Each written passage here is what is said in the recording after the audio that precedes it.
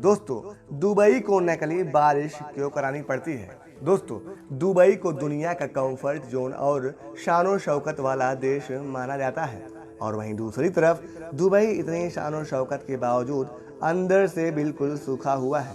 आपको बता दें कि दुबई पूरा रेगिस्तान में बसा हुआ है।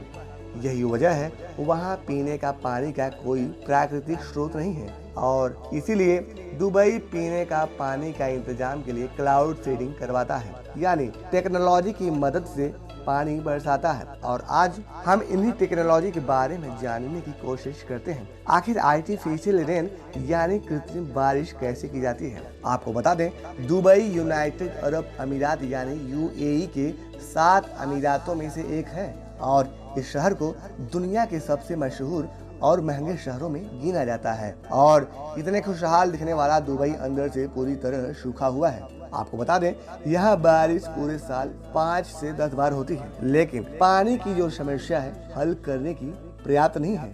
वैसे तो दुबई समुद्र के किनारे बसा हुआ है, इसीलिए दुबई के पास पानी की कमी नहीं है, लेकिन समुद्र का पानी इतना खारा है कि इसे पिया नहीं जा सकता और अगर कोई इंसान लगातार पिए तो जान तक भी जा सकती है। दरअसल दुबई में बड़े बड़े पानी को फिल्टर करने वाला प्लांट बनाया गया है और इस प्लांट के अंदर समुद्र के खारे पानी से नमक को अलग करके उसे पीने का लायक बनाया जाता है।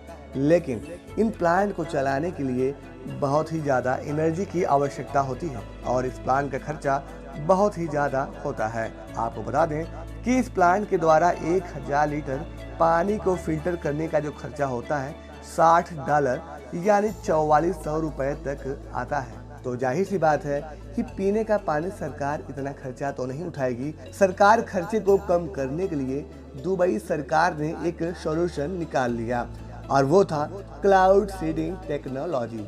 आपको बता दें कि क्लाउड सीडिंग टेक्नोलॉजी कृत्रिम बारिश करवाने के लिए किया जाता है और ये टेक्नोलॉजी कैसे काम करती है, इसे समझने के लिए सबसे पहले हमें बारिश होने का बेसिक कंसेप्ट को समझना होगा। आपको बता दें, सूरज की किरणें जब जमीन पर पड़ती हैं तो जमीन पर उपस्थित पानी भाप बनकर ऊपर उठने लगता है और चूंकि ऊपर का तापमान ठंडा होने की वजह से भाप ऊपर उठकर पानी की छोटी छोटी ड्रॉपलेट में बदल जाती है और यह ड्रॉपलेट पानी की प्योर फॉर्म होती है। पानी का ये ड्रॉपलेट इकट्ठा होकर बादल बन जाती है और यह जमीन पर तब तक नहीं आती जब तक आपस में जुड़कर एक बड़ी बूंद न बन जाए।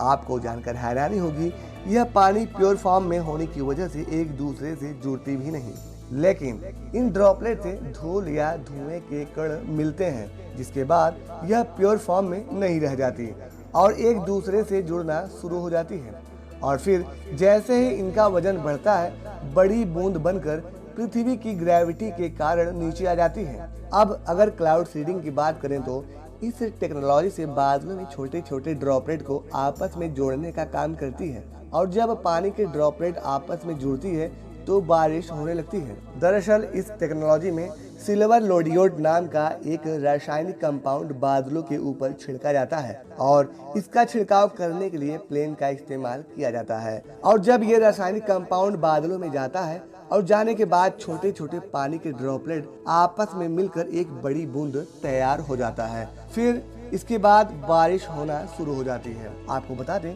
कि दुबई सरकार ने अजहर के पहाड़ों में हट्टा नाम का एक डैम बनवाया है और फिर समुद्र से उठने वाला बादल इन पहाड़ों पे जाते हैं, तब दुबई इन पहाड़ों पर क्लाउड सीडिंग करता है और जब क्लाउड सीडिंग से पहाड़ों पर बारिश होती है तो बारिश का वह पानी पहाड़ों से नीचे बहते हुए समुद्र में न जाकर इस डैम के अंदर जमा हो जाता है और इस जमे हुए पानी का इस्तेमाल दुबई पीने के लिए और बिजली निर्माण के लिए करता है। और अंत में दोस्तों, जाते जाते अगर मेरा वीडियो पसंद आया हो तो छोटी सी रिक्वेस्ट है कि मेरे चैनल को सब्सक्राइब, लाइक, शेयर जरूर करिए।